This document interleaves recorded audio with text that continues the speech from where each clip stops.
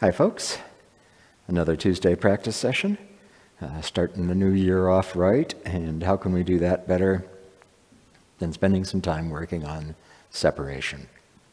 So let's do a first third to get warmed up, and what I want you to pay attention to while you're doing that is the separation of empty and full.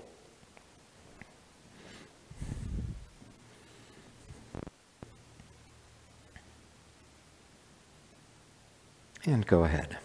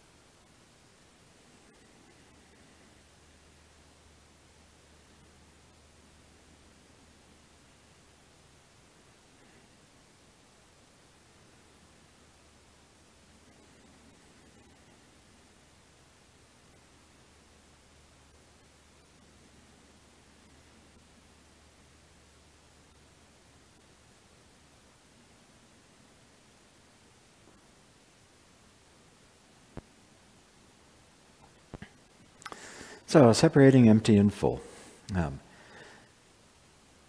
Really important for the correct practice of Tai Chi Chuan. The name of this art, Tai Chi Chuan, means the martial art, the Chuan, which means fist or boxing, the martial art of Tai Chi.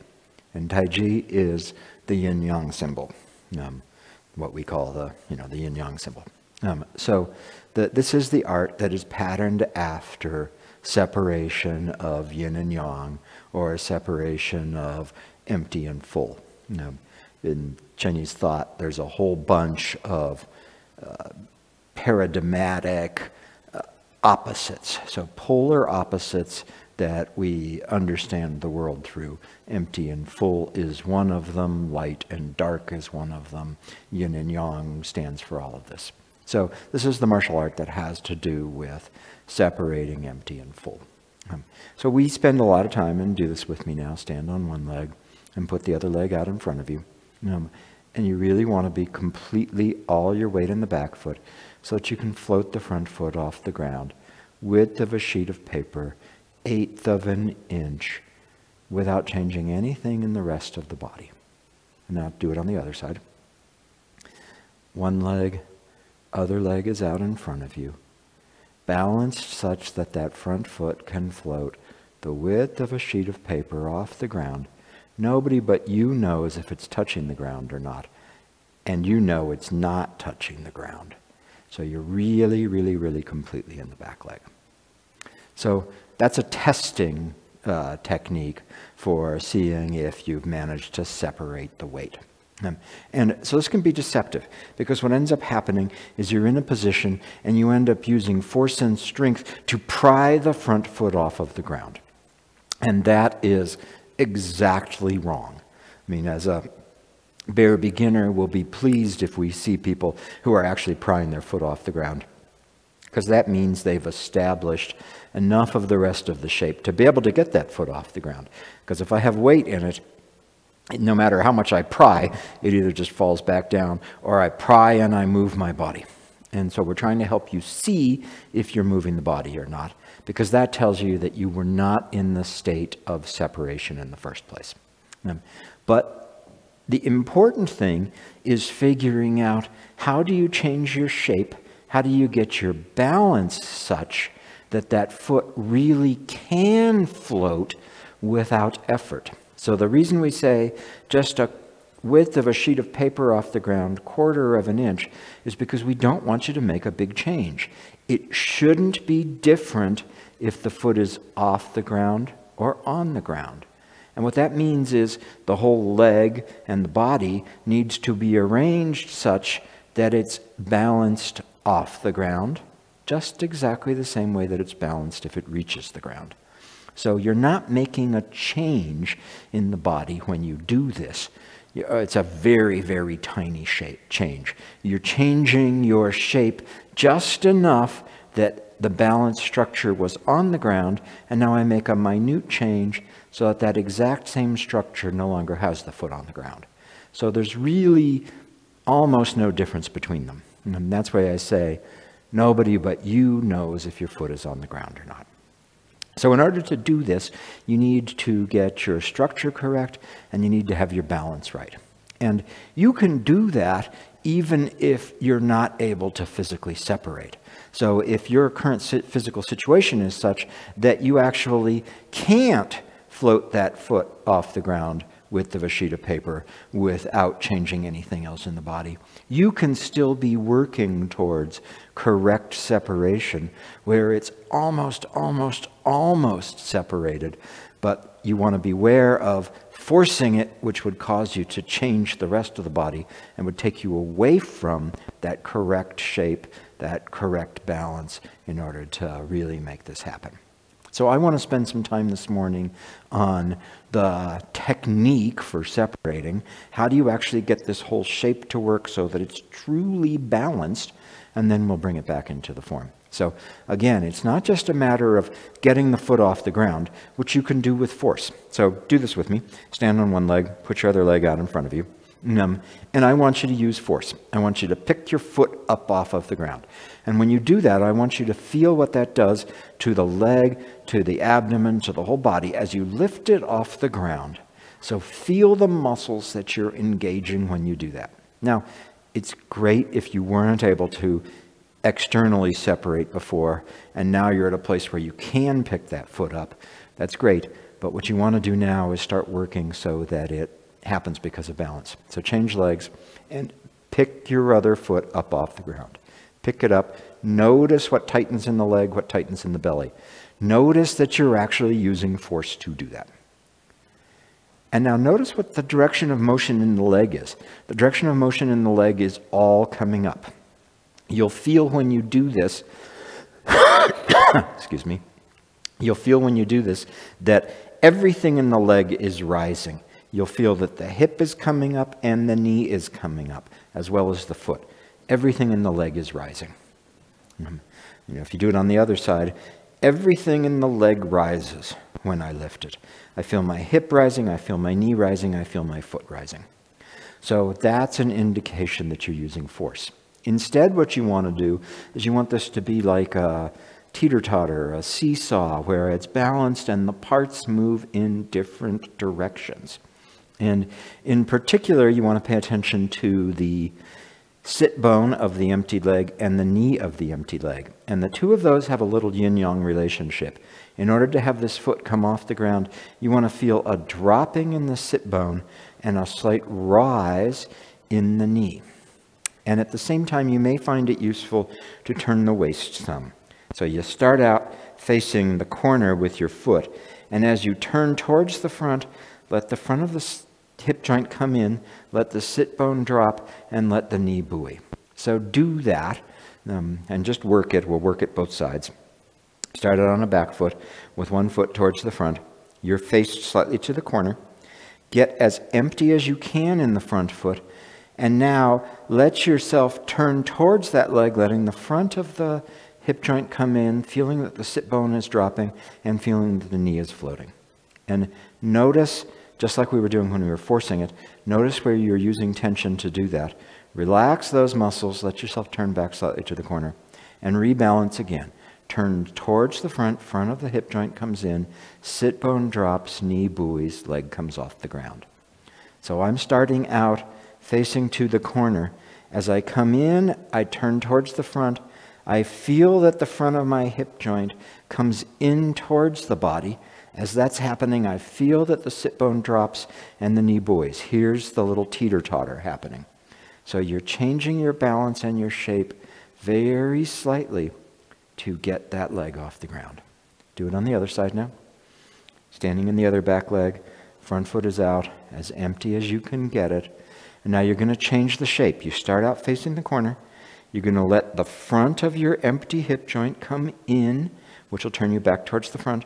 You're going to let your sit bone drop, and as that happens, the knee balances it, a little yin-yang happening, so that the foot floats off the ground. You're not lifting the foot, you're not lifting anything, you're letting yourself turn, sit bone drops, knee floats, foot comes off the ground. Let the foot go back on the ground, I'll turn you back to the corner.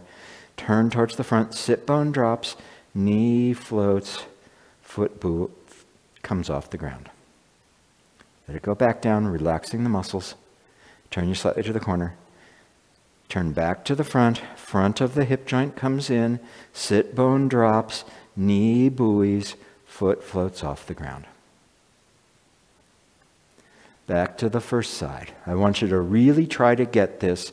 It's not any different if the foot's on the ground or if it's not on the ground. And if you're having balance problems, if you're not able to get this to work, do exactly the same thing and go from 3 ounces of weight in the foot to a ½ ounce of weight in the foot. Don't make the foot come off the ground at the cost of building tension and losing this. Work the shape. Work the changing shape. And if all you can do today is reduce the weight in that leg, but you avoid tightening the muscles in the leg, you avoid lifting everything, that's progress. That's the right path. Way better than forcing a lift that takes you away from it. So work this. Not much weight in the front foot. As I change my shape very slightly, sit bone drops, knee buoys, foot comes off the ground. Notice what you tightened to do that and release those muscles. We'll probably put the foot back on the ground. Turn you slightly towards the corner of the rear foot and do it again. Turning towards the front, sit bone dropping, knee buoying, foot comes off the ground. Once more, starting out slightly in the corner, as little weight as you can get in the front, change your shape and allow the leg to balance just off the ground. And I think I need to do it on this side once more too. So start out in the corner, as little weight as you can get on the front. Let the front of the hip joint come in, which will turn you back towards the front. Feel that the sit bone is dropping. Feel that the knee is buoying. Get the foot as close to off the ground while still balanced as you can get it. And check it out. Find any muscles that you might have tightened to do that. Release them, which will turn you back to the corner slightly. Put the foot back on the ground and do it again. Sit bone drops, front of the hip comes in, knee buoys, foot floats. As little effort as you can get in it. Find what you tightened and release it. We'll take you back to the corner a little bit. Again, turning towards the front, sit bone dropping, knee becomes buoyant, foot happens to float off the ground. Great, take a break. So, this is about your precision of shape and your balance being reflected in allowing the foot to float, rather than trying to get the result of floating the foot regardless of the cost on the rest of your body. So, in order to actually do Tai Chi skillfully, you want to have this happening all of the time as you're going through here, rather than having it be an external thing that you do that takes you away from Tai Chi. Because then you won't actually be separated while you're doing your form. If your idea of separation is, I lift, then when I'm just doing the form, I'll have some weight in that front foot. So I've got weight in that foot now. Because, sure, at any moment I can lift, so I don't have to have my balance right. I want to be in the place where my balance is just right, and the front foot can float just off the ground. It doesn't change anything else. And the floating, again, involves the sit bone dropping, which lets the knee buoy, and the result of that is that the foot floats off the ground, versus trying to get the foot off the ground where I lift both hip and knee.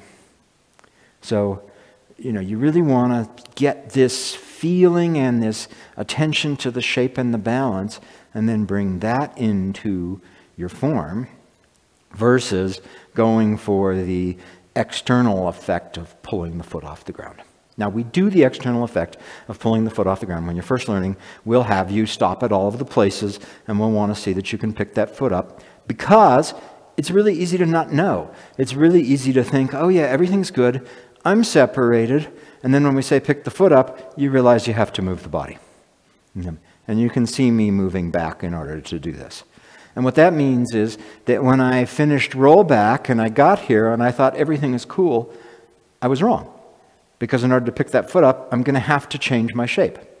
So we use that, you must pick the foot up, as a way to underscore and emphasize to you that you might not have the shape and the position you want.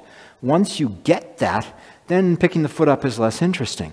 If I'm back here and I know I can drop the sit bone, buoy the knee, let the foot float, then this is the right place. Lifting the foot doesn't do me any good. That doesn't help me. Instead, what I want to do is I want to work this shape. Hip joint comes in, sit bone drops, knee buoys, and I want to work that so that I use less and less and less and less effort as I'm letting that foot float off of the ground. So that's the direction that you want to be going into. Now, all of these parts are really important, because this is like a mobile. If you have a mobile in space and it's balanced correctly, then even heavy parts can float.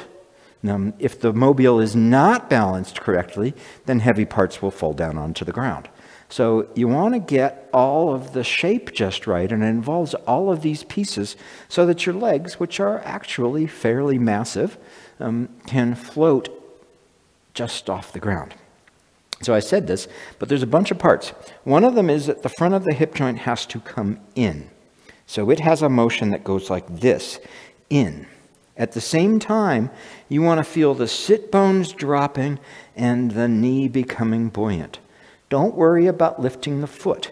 Really try to get this three-part thing. Front of hip joint comes in, sit bone drops, knee buoys. And let the foot floating be the result of that. Or if you don't have it quite right, the foot unweighting is the result of that, rather than what you're trying to do. So let's put it in the form briefly. I want to look at a couple places where it's really easy to not be separated all of the way. And then I want to look at how this plays into the steps. So let's start out with rollback. So start from ward off right. And put more weight forward. And sit back. And I'm not going to make you pick that foot up right away. What I want you to do here is get the mechanics right. Feel like the front of your right hip joint is coming in. And you can go ahead and let your waist turn some as you're doing this. So you can, just so you really feel this, if you let the waist turn more to the corner, you'll get that feeling of the front of the hip joint coming in. And then, the front of the hip joint coming in, feel the yin-yang balance between the sit bone and the knee. Feel that as the sit bone drops, the knee can buoy. If foot comes off the ground or not, but you should feel it having less weight, barely touching the ground, like butterfly wings, just barely touching the ground. Okay, back to ward off right. Turn and sit back and feel yourself getting this balance so that by letting the front of the hip joint come in, the sit bone drop and the knee buoy, you can reduce the contact that that foot has on the ground. Once more. Ward off right. Turn. Sit back. Really sit back to where you know you can execute this. Hip joint comes in, sit bone drops, knee buoys. And now turn, and we're going to stop in the corner. Turn. And now check out your front leg. Did any weight at all go in there?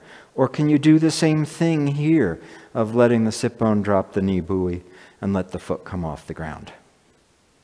Or do you have to move? Did you have some weight in there and now you have to move in order to get that foot off the ground? So again, ward off right. Turn. Sit back all the way. Execute the balance shape so that your knee can become buoyant. Turn. Let the arms swing. Stop in the back here. Check it out. Did any weight go into your front foot? Or can you let the front of the hip joint come in, the sit bone drop, the knee buoy, and let that foot come off the ground? And back into press. So when we're doing the form, it's easy to lose it while we're doing it. Everything is fine here, and then as I turn, I let some weight sneak into that front leg so that then I can't pick it up without moving the body. So I want to be really careful. I got it right here. As I turn, I should still have it right there so that I do exactly the same shape, and that allows that foot to float. Another place that we often get this wrong is going into the brush knees, coming from white crane into brush knee, play guitar. And there's a real tendency when you get back to this place to actually have a little weight forward, so that when I pick it up, I have to change the body. So we're going to look at those two too.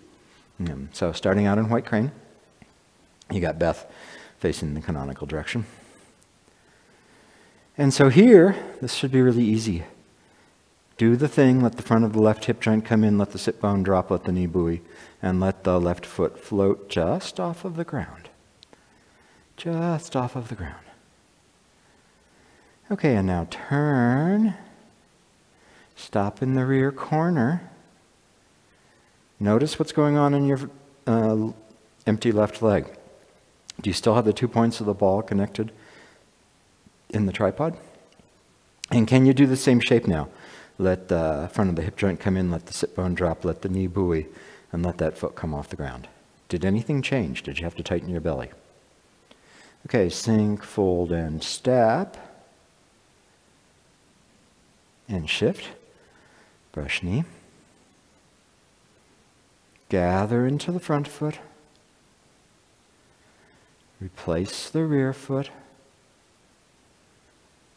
Play guitar. Play guitar's on the heel instead of the ball, so that makes it a little bit harder to lift the leg. But go ahead and see that you can change the shape of that foot and let the left leg float off the ground. Let the left foot go flat down on the ground, but don't let any weight go into it. Turn, stop in the rear corner. Do your shape thing again. Hip joint comes in, sit bone drops, knee buoys. Foot floats off the ground without any extra effort. My belly didn't tighten. Nothing's going on there. Sink, fold, and step. And brush knee.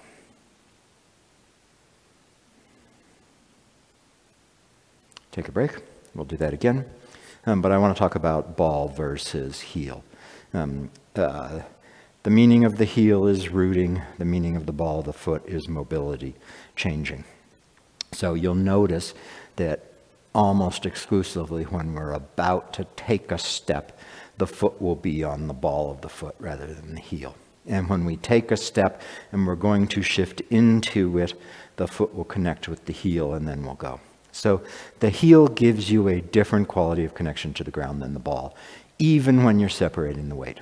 So when I'm in white crane, the front foot is touching with the ball. And so I don't really need to do anything. I just make this shape that we've been working on and I allow the foot to come off the ground. When I'm in play guitar, the heel is touching the ground. And so this will be a more difficult place to get that complete separation. And when you do it, go ahead as you're doing this and you're letting it separate, go ahead and let your ankle flatten a little bit. So don't try to pick it up, keeping exactly the same angle in the ankle. You can see what I'm doing that here. And that causes everything to rise. Go ahead and let the ankle drop a little bit as you pick the foot up.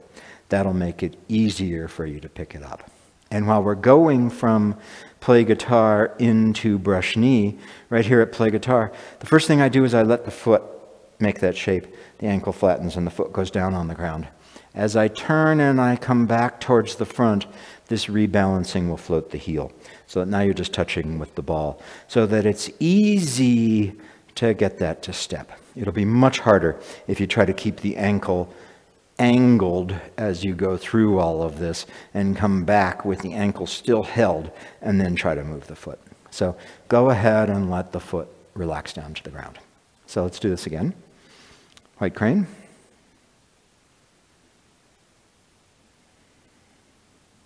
So make your shape, sink the sit bone, let the knee buoy, allow your front foot to come off the ground. Turn.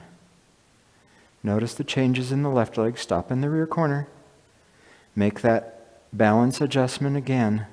Allow that front foot to float. Sink, fold, and step. And brush knee. Gather into the front foot, replace the rear, play guitar. Okay, you're on the heel here. So when you let that foot float, you're going to let the ankle go down. So the ball will actually go down towards the ground as the foot comes up. Hip joint comes in, sit bone drops, knee buoys, ankle relaxes, foot comes off the ground. So now let that ankle relaxation happen the same way so the foot's flat on the ground, no weight. Turn, stop in the corner, rebalance the leg, let that foot come off the ground. Nothing else changes. Drop the front hand, fold the rear hand, step, and brush knee. So I'm trying to bring your attention to places where you can lose the separation during a transition, where everything is going great, I've got it here, it's all working right. And as I shift, as I turn, I end up accidentally shifting into the front leg so that I actually can't pick it up without moving the body. So I'm trying to get your attention on those places so that you stay separated all the way through it. Let's do the brush knees once more from white crane. Go ahead. Stop in the rear corner. Float that foot easily. Nothing changes. Sink, fold, and step. Brush knee. Down into the front leg. Replace the rear. Play guitar. Check your separation, allowing the left ankle to relax as you drop the sit bone and let the knee buoy. turn, front foot's flat on the ground, stop in the rear corner. Do your shape adjustment again, sit bone drops, knee buoys, foot comes off the ground, sink, fold, step, and brush knee. Okay, so I got one more thing, and then I'm going to turn it over to Beth. And the one more thing is this shape change that you make where the front of the hip joint comes in, the sit bone drops, the knee buoys, is the same change you make in order to step. So when we were just doing this white crane, and I come back here, and I'm ready to step, I'm going to do exactly the same thing. I'm going to let the front of my hip joint come in, I'm going to let the sit bone drop, I'm going to let the knee float, and I'm going to follow that motion this time, rather than just floating the foot in place. I'm going to make exactly the same change, and I'm going to follow it into a step. So let's do that in the brush knees again, and then we'll do it in single whip a time or two, and then I'll turn it over to Beth. So, white crane. Go ahead, turn, come back to the front and stop right before you're going to step. And now let the front of your hip joint come in, let the sit bone drop, let the knee buoy, and follow that motion into a step, which should be easily empty. And brush knee.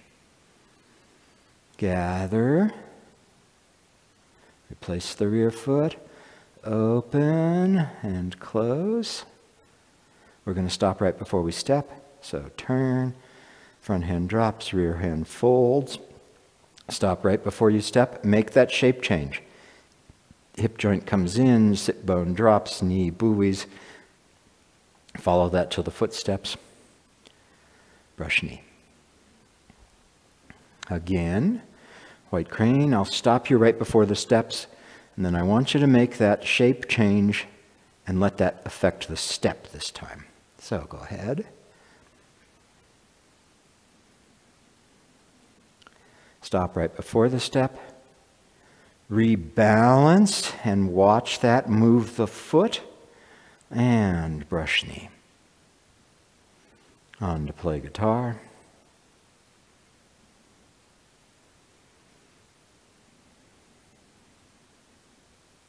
Go ahead, stop right before you step. Make the shape change and allow that to play out with an effect of moving the foot. Brush knee. Okay. Then the same thing happens in single whip. We've sat back and turned and gathered and extended. And now I've got to get this foot out there. And so I can make the naive separation mistake. Lift everything and put it down.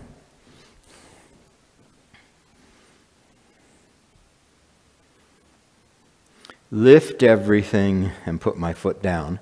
And when I do that, I'm guaranteed to have some weight in it.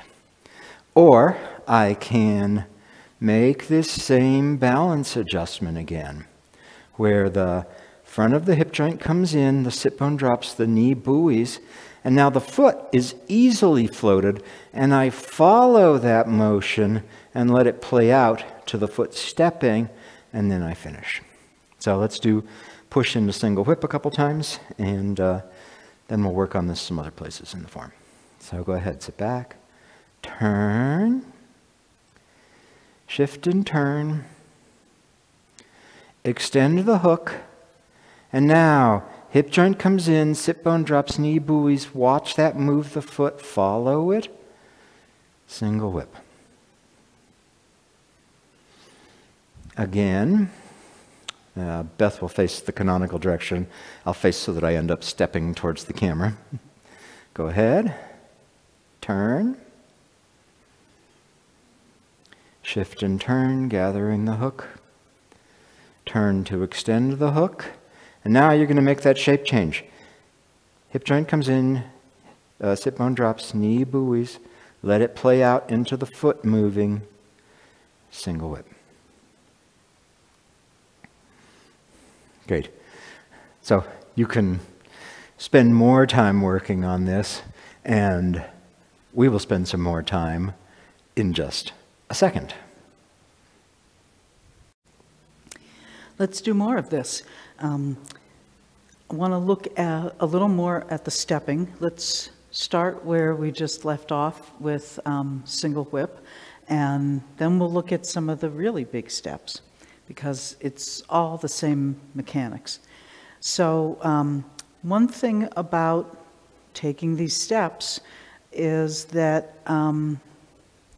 at this point, when I'm going to take the step, it's all the mechanics that Lee was just talking about, the sit bone drops, the hip joint bends so that the leg comes in toward the center. The knee gets pointing up so that it's floating and buoyant, and then the foot's going to follow where the knee goes. You need to turn the dantian to send it out. Make sure that when you step, you have done as little weight shift as possible. You want to put that foot down completely empty. Now, this may challenge your idea about the size of your step and the size of your stance. It may be that you can take a stance that looks better and gives you more room without actually being able to separate. So you need to kind of play the two ends of this, because some of you might have had us tell you that stance is too big, you need to make it smaller. Others of you might have been told you need a bigger stance. And so when you do this separation work, you may find that everybody's taking a little bit smaller stance than they think they take. And if we're always telling you your stance needs to be bigger, then part of what that means is that you need to work on the leg that you're standing on being able to hold you, and your dantian being able to turn enough to give you the size that you need. If I'm just, okay, I can't put any weight there, I have to just step right here, well, but that's not going to be a 70-30. So you need to find the best 70-30, the best distance to put your foot down when you're stepping, that keeps you in the leg you're standing on, but gives you some length and some width that will end you up in an appropriate size stance. Easier said than done, but I just want to be clear about that. When you step, you want to step weightless. If you can step completely weightless and get your foot just where you want it to be, great. If stepping completely weightless doesn't actually give you any width or length, you need to figure out what you need to do to get so that when you end up, you're in a better stance. That being said, when we do this work, chances are when you get to your final stance, you might need to adjust it a little bit. That's okay. We're taking things apart in looking at this piece, looking at that piece. Everything will eventually come together, but do know where a step needs to be and whether or not you can get there weightless. Ben Lowe would always say to us, I can still hear him in my head, heel first, no weight, check it. And we'd have to stand there and do this. And you needed to have your foot exactly where it was going to end up, no weight. You step heel first, not the whole foot, and then you need to be able to check it and have it not change anything. So give it your best shot. Notice what's happening. Notice if it's making your stance really narrow. See what you can do. Give it your best. Try to be empty when you step. And then you can, from there, work on being able to sit deeper and turn your waist more so that you get the stance where you want it to be. So let's do single whip a couple times more. And I guess I'll do it this way. You've got Lee facing the standard direction. And go. Sit on top of your back leg. Really get on top of your back leg. And turn completely on top of that leg. Then shift to the other one. Let the empty leg hang. turn, and now get yourself well positioned on top of the leg that you're standing on. And then do that rebalancing. The knee is buoyant, the hip joint comes in, the sit bone drops. Heel first, no weight, check it. And then right there where that foot went, go ahead and finish the posture. And if it's not the right size, just give it a minute. Come into the stance and see, I ended up narrow there. So I want to know that. I want to know that I stepped a little longer than I could continue moving to the side and get the right width as well as length. So let's do it again. From push and go. On top of your leg, turning, releasing the right leg. Now the right leg takes over, releasing the left leg. Turn and send it out. And rebalance that leg. Sink, step, turn, point your knee, let the foot follow. Empty, and then shift. And complete the move. Hang out here a moment. See if you got a stance that works for you. I made sure to give it a little bit more width and a little bit less length so that I ended up in a stance that I could be comfortable sitting in. So that's how you figure out where you need to step your empty foot to end up in a good posture. Make sure that you end up, feel where you are, and then adjust it to where it needs to be so that you get a sense of where you're really aiming for when you take these steps. So one of the things I said that I want to clarify is sit down on top of your back leg. So you want to be really positioned on top of it as opposed to sitting, you know, we say the word sit back, that's what our teachers always said, those are the words that come out of our mouth, but it doesn't mean sit back. If you do that and go ahead and try it, you'll feel that you're going all the way out to your heel. And now I'm not positioned on top of this leg. And so when I try to turn, look what happens. I'm not sitting on the leg properly, and so I can't really, yeah, I might be able to separate, but I'm not aligned. I'm not balanced. And so that rebalancing thing won't happen if you don't get yourself actually on top of your leg. Your foot can tell you if that's happening. When I just go raw back, all my weight is in the heel. And you can see what this has created. And now, sure, I can pick this leg up, but I can't rebalance it. All I can do is kind of haul it up because I'm not in a stable place that I can balance from. I'm already unbalanced. So then when I try to make the other leg float, I can't do it. I have to reposition the whole structure so that I'm fully on top of my leg. I'm over my foot completely, all 3 points. My bubbling well is positioned so that I can get the weight to go right through it. Now, I don't have to do this because I can do this and let it rebalance. So that's the feeling that you're looking for. Getting on top of that leg so that the other leg is free.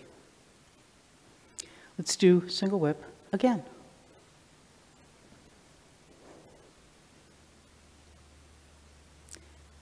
And go. On top of your back leg. Stand here a minute. Make sure that you're really balanced on that leg. See if you can do the rebalancing thing and float your empty leg right away, because that'll tell you if you're in a position where you can continue to stay balanced. Now turn. And I'm not even going to get into this in-between place. Shift to the other leg, come back to the right and turn, sending it out, and sitting on top of that leg. If your right foot didn't point straight to the wall, go ahead and get it straight to the wall, because that will help you make your step. Now, rebalance that leg, let the sit bone drop, let the knee buoy, the hip joint comes in, and turn the body, point the knee, get the foot in place, and go ahead and finish the move.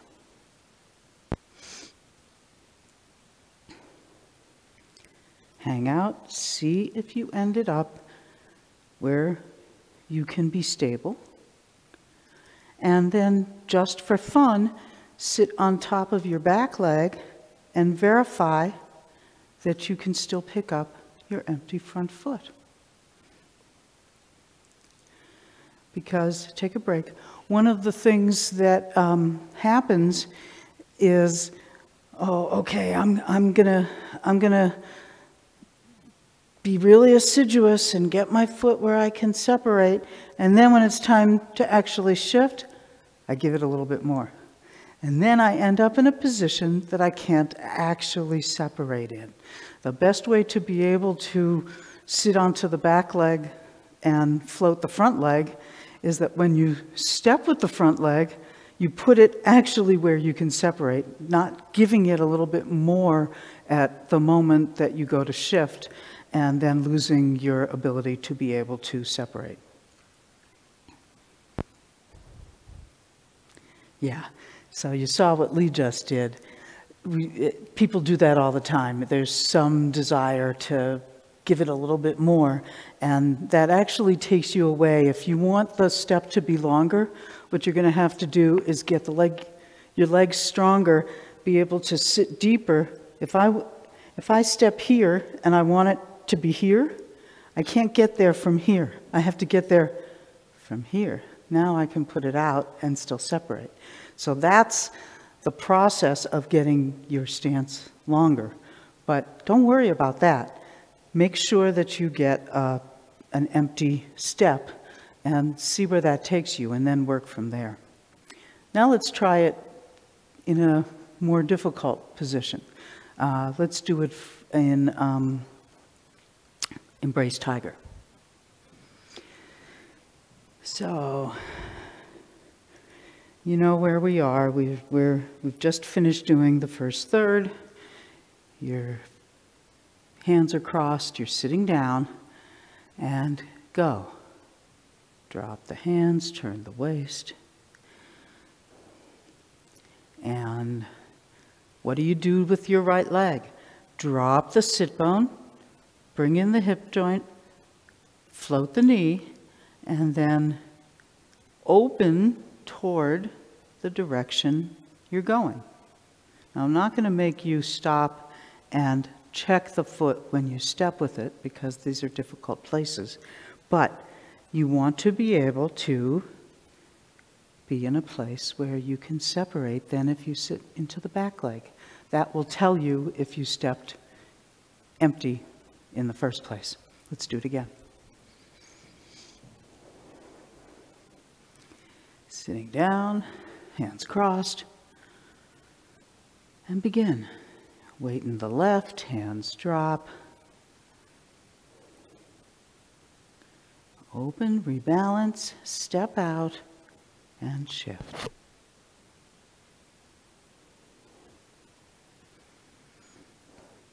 Sit into your back leg. Is your foot empty? Now, it can be really challenging, I don't get it all the time either, to put my foot right where I want it. But if it's empty, it's no big deal to fix it and reposition it where you want it when you move into your next 70-30. So let's do it again. Sitting down, hands crossed. Begin. in the left, opening to the right. Now, drop your sit bone, buoy the knee, empty the hip joint, open and reach, step, complete the move. You want to be facing a corner, and when you sit into your back leg, you want to be able to pick up that foot so that if you need to reposition it, it's easy to do that. Now, one of the things that will happen when you take these big steps is that you're letting the sit bone not just drop, but it's sort of coming toward your center line so that you're not stepping like that where you're splitting yourself apart. Instead, it comes in underneath you, and then you follow that. Get your knee going where you want your foot to go and follow it from there.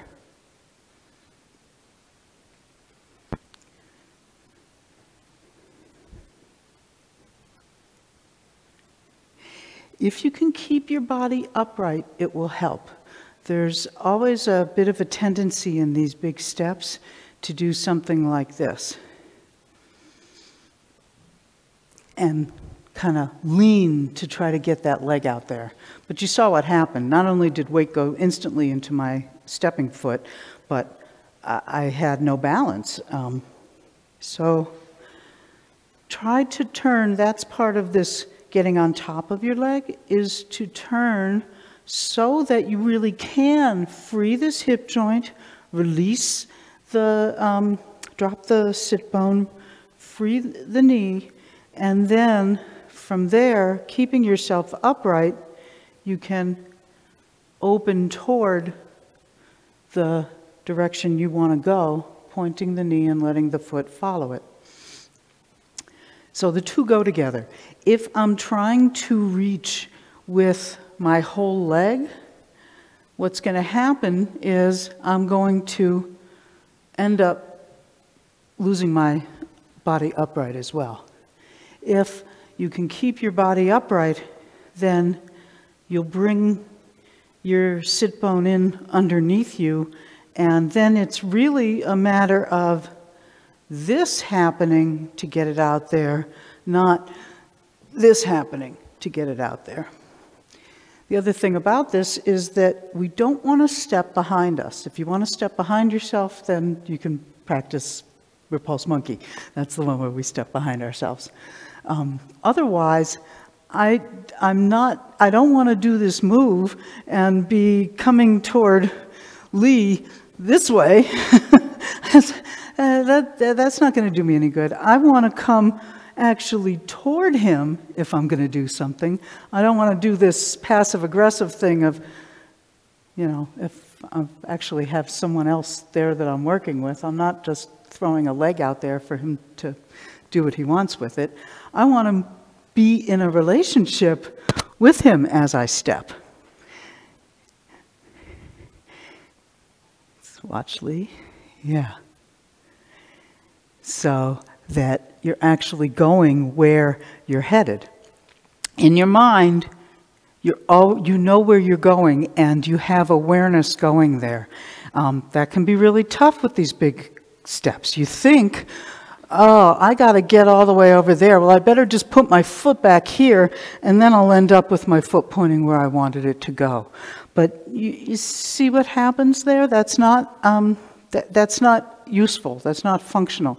If I just do this to try to point my foot where I want it, I'm completely off balance, and I'm not actually ending up in a very good 70-30 at the end. And I've just sort of stepped somewhere that I don't even know what's there. I have no awareness of it. I would much rather be something like this, where now I can see where I'm going. And it's not that I turn my head and face it, but I know I'm heading that way. And so I let everything take me.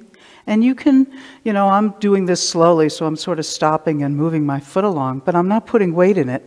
And then you can let it find its way to where you're trying to get it to go. These big steps are really challenging, but some of these points should help you get it more in the ballpark. So I guess talking about challenging big steps, let's do some four corners.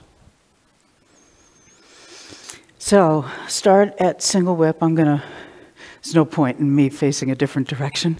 We'll both point in this canonical shape. And begin. On top of your leg so that you can stay upright and turn, separating the weight, shift to the other leg, step. Now, corner number one isn't as big a challenge, but it's the same mechanics. Same mechanics. First corner. And now sitting on top of your rear leg, turning. If you don't get your foot all the way pointed to the wall, reposition it so that it's pointed right at the wall. Shift onto it. And now here you get your big step. Free that leg. Drop the sit bone. Buoy the knee. Let the hip joint come in. Open, open, open. Point your knee where you want it to go. Keep your awareness going toward that corner. Step out and shift. Okay, next one. This one's easier, but it's not any different. Free your sit bone, free the knee, hip joint goes in, heel first.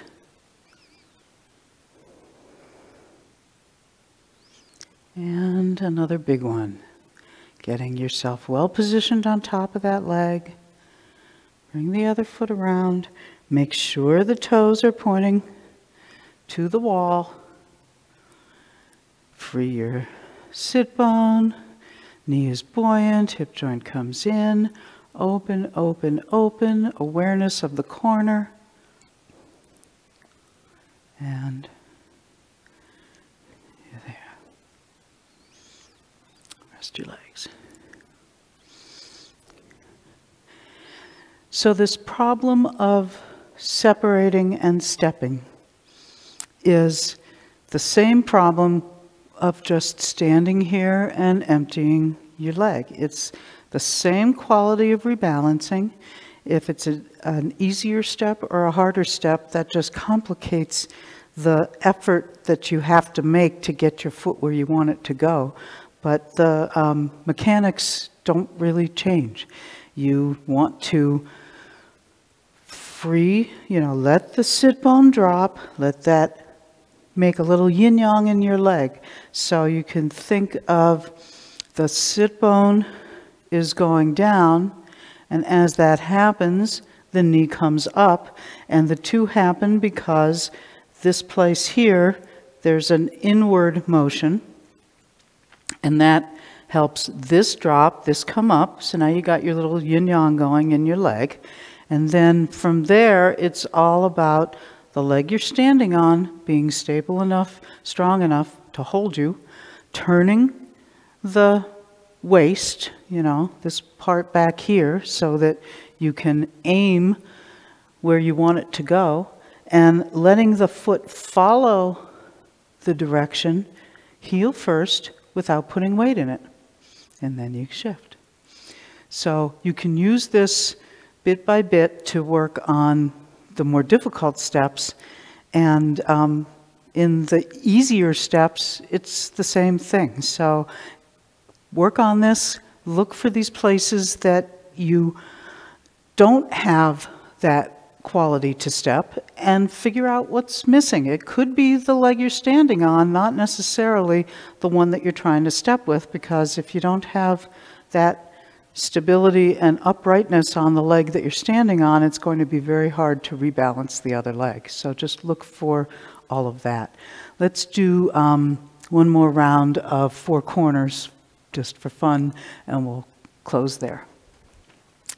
I won't stop you and just flow through it, but you know what to do. And begin.